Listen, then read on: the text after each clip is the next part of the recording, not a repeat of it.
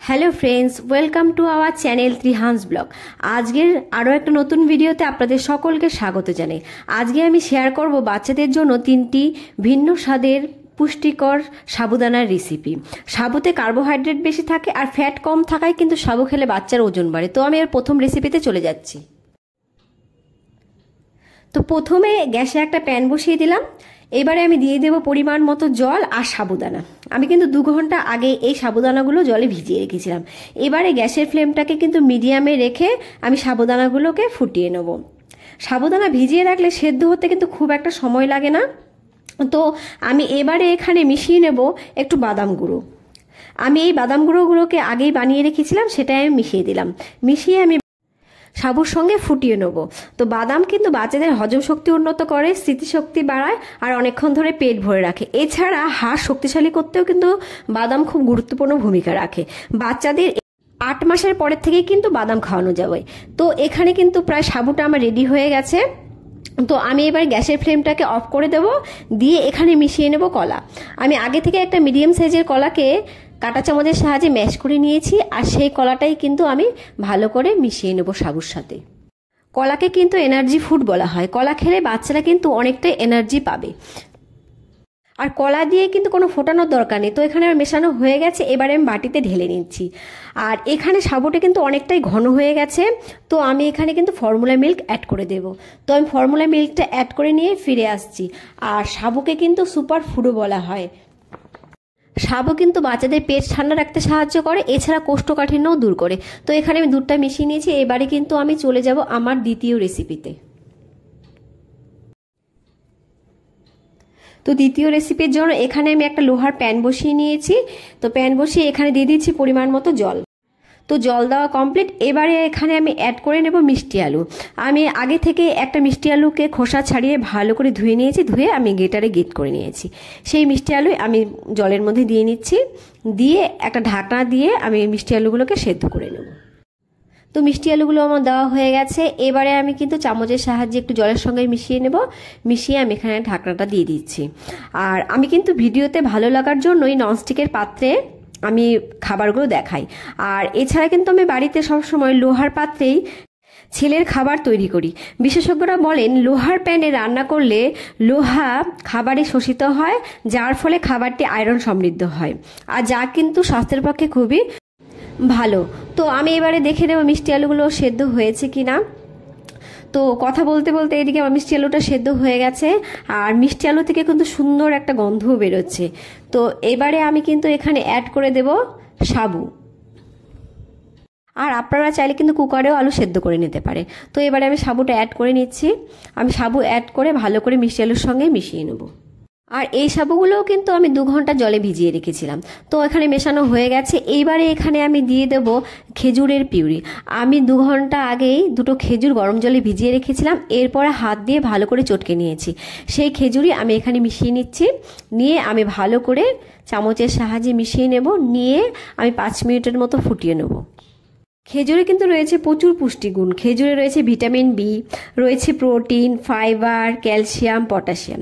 খেজুর খেলে কিন্তু বাচ্চাদের দৃষ্টিশক্তি ভালো হয়, এছাড়া হাড় শক্ত হয়। এছাড়া কিন্তু বিশেষজ্ঞরা বলেন খেজুর খেলে বাচ্চাদের অন্ত্রে কৃমি নির্মূল হবে। এছাড়া কিন্তু গলা ব্যথা, সর্দি, জ্বরেও কিন্তু খেজুর বেশ কাজ দেয়। আর বাচ্চাদের কিন্তু কোষ্ঠকাঠিন্য সমস্যাও খেজুর খেলে দূর হয়। তো সাবু কিন্তু এখানে আমার প্রায় সেদ্ধ হয়ে গেছে। আর আপনারাও কিন্তু বাচ্চাদের খাবার লোহার পাত্রে বানাতে পারেন। ননস্টিকের পাত্র কিন্তু বাচ্চাদের শরীরের পক্ষে খুবই খারাপ। আর মিষ্টি আলুতেও কিন্তু রয়েছে প্রচুর পুষ্টিগুণ। মিষ্টি আলুতে রয়েছে ভিটামিন, খনিজ, রয়েছে অ্যান্টিঅক্সিডেন্ট।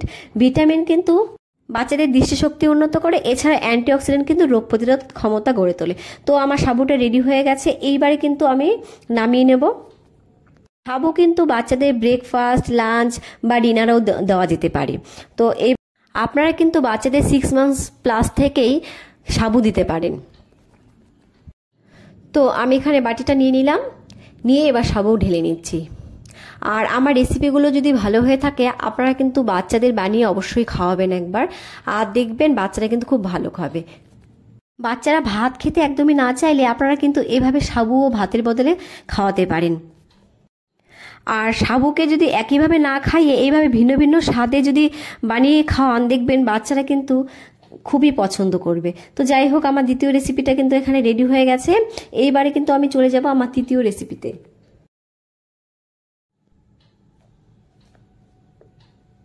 তো তৃতীয় রেসিপির জন্য এখানে নিয়ে নিয়েছি গ্রেট করা গাজর, গ্রেট করা কুমড়ো আর অল্প গোটা জিরে। এইবারে আমি একটা ব্লেন্ডার নিয়ে নেব।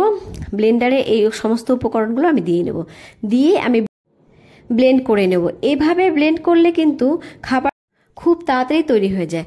তো আমি এগুলোকে ব্লেন্ডারের ভিতরে দিয়ে নিলাম, দিয়ে এখানে অল্প জল দিয়ে দেবো, দিয়ে ব্লেন্ডারের ঢাকনাটা আটকে আমি ব্লেন্ডারটা ঘুরিয়ে ফিরে আসছি। বাচ্চারা চিবিয়ে খেতে পারলে কিন্তু ব্লেন্ড করার কোনো প্রয়োজন নেই। তো এখানে কিন্তু আমার মিশ্রণটা রেডি হয়ে গেছে। এইবারে চলে যাব আমার মূল রেসিপি। তা প্রথমে একটা প্যান বসিয়ে নিলাম, বসিয়ে আমি এখানে দিয়ে দিলাম বাটার। এইবারে কিন্তু আমি বাটারটা ভালো করে গলিয়ে নেব। তো বাটার এখানে আমার গলে গেছে। এইবারে কিন্তু আমার তৈরি করা মিশ্রণটা আমি এখানে ঢেলে দেব, দিয়ে আমি ভালো করে একটু মিশিয়ে নেব। তো মিশ্রণটা দিয়ে নিচ্ছি। আর মেশানোর পর যে কুমড়ো আর গাজর থেকে যে জল বেরোবে, আমি কিন্তু সেই জলে কুমড়ো আর গাজরগুলোকে 5 মিনিটের জন্য ফুটিয়ে নেব। তো এখানে আমি ফুটিয়ে নিচ্ছি। আর বাচ্চার বয়স যদি 8 মাসের কম হয় তাহলে কিন্তু এখানে আপনারা বাটারটা স্কিপ করে যাবেন, শুধুমাত্র জলের ভেতর এই গাজরগুলো সেদ্ধ করে নেবেন। আর যদি বাচ্চার বয়স 1 বছরের বেশি হয়, আপনারা চাইলে কিন্তু এখানে গরুর দুধও অ্যাড করতে পারেন, আর গরুর দুধের মধ্যেই কিন্তু এই গাজর আর কুমড়োগুলো সেদ্ধ করতে পারেন, আর তাহলে কিন্তু টেস্টটা আরও ভালো হবে। তো এখানে কিন্তু আমার 5 মিনিট হয়ে গেছে। এরপর আমি এখানে অ্যাড করে দিচ্ছি আমার সাবুগুলো। আর এখানে কিন্তু আমি ছোট দানার সাবু নিয়েছি, আপনারা চাইলে বড় দানার সাবুও নিতে পারেন। তো আমি এখানে সাবু দিয়ে দিচ্ছি, দিয়ে আমি ভালো করে মিশিয়ে নেব। তো মিশিয়ে নিয়ে আমি কিন্তু 5 মিনিটের মতো ফুটিয়ে নেব, নিয়ে এগুলোকে সেদ্ধ করে নেব। গাজর আর কুমড়ো দুটোই কিন্তু বাচ্চার স্বাস্থ্যের পক্ষে খুবই উপকারী। বাচ্চাদের প্রথম সলিড ফুড হিসাবে কিন্তু এগুলো খুবই জনপ্রিয়। কুমড়ো বাচ্চাদের ভালো ঘুম হতে সাহায্য করে। এছাড়া কুমড়োতে রয়েছে জিঙ্ক, এর ফলে কিন্তু বাচ্চাদের রুচিও ফেরে কুমড়ো খেলে। আর গাজর কিন্তু বাচ্চাদের দৃষ্টিশক্তি উন্নত করে, আর গাজর খেলে কিন্তু জন্ডিস হওয়ার প্রবণতাও কম থাকে। তো এখানে কিন্তু আমার সেদ্ধ হয়ে গেছে, দেখতেই পাচ্ছেন সাবুদানাগুলো স্বচ্ছ হয়ে গেছে, তার মানে আমার সাবুদানাগুলো সেদ্ধ হয়ে গেছে। তো এবারে কিন্তু বাটিতে ঢেলে নিচ্ছি। আর আমি কিন্তু আমার ছেলেকে এই সব রকমভাবেই খাইয়ে দেখেছি, আমার ছেলে খুব ভালো খেয়েছে। আশা করি আপনারা বাচ্চাদের এভাবে করে খাওয়াবেন, আর বাচ্চারা কিন্তু ভালো খাবে। তো আজকের ভিডিওটা কিন্তু এই পর্যন্তই, দেখা হবে আরও একটা নতুন ভিডিওতে। ভিডিওটি যদি ভালো লাগে তাকে লাইক, শেয়ার আর কমেন্ট করে দেবেন, আর আমার চ্যানেলটাকে সাবস্ক্রাইব করে বন্ধু হয়ে পাশে থাকবেন। ভালো থাকবেন আর বাচ্চাদের ভালো রাখবেন। তো আজকের জন্য এইটুকুই, বাই বাই।